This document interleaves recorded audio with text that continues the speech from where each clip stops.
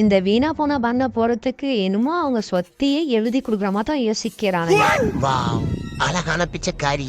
Madam என் கூட வாங்க, உங்களுக்கு சாப்பாடும் உடையும் வாங்கி தரேன். பார்க்க தெரிதமா தான் இருக்கான், இவனை நம்பலாமா? கார்ல ஏறுங்க மேடம், கடைக்கு போகலாம். பாவம் இந்த பொண்ணு வீட்டை விட்டு துவைச்சுட்டாங்க போல, இருந்தாலும் அழகா தானே இருக்கா. இந்த பைத்தியக்காரன் நம்மள பார்க்க நாயி ரோட்டை பார்த்து ஓட்டுற ஆக்சிடென்ட் பண்ணிடாதடா.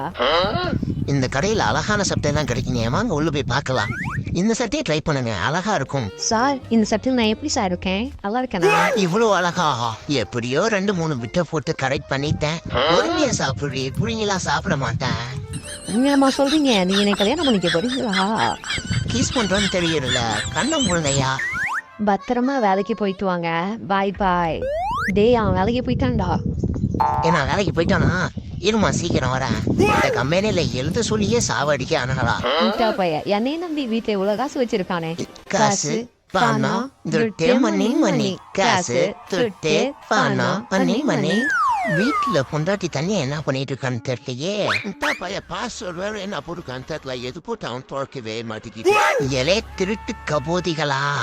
சார், இந்த பெட்டியில 1 லட்சம் ரூபா பணம் இருக்கு. நீங்க எனக்கு என் பொண்டாட்டியும் என் பொண்டாட்டி கூட சுற்றுறவனையும் பிடிச்சு கொடுத்தா போட்டும். பேபி, இன்னைக்கு நீ ரொம்ப அழகா இருக்க.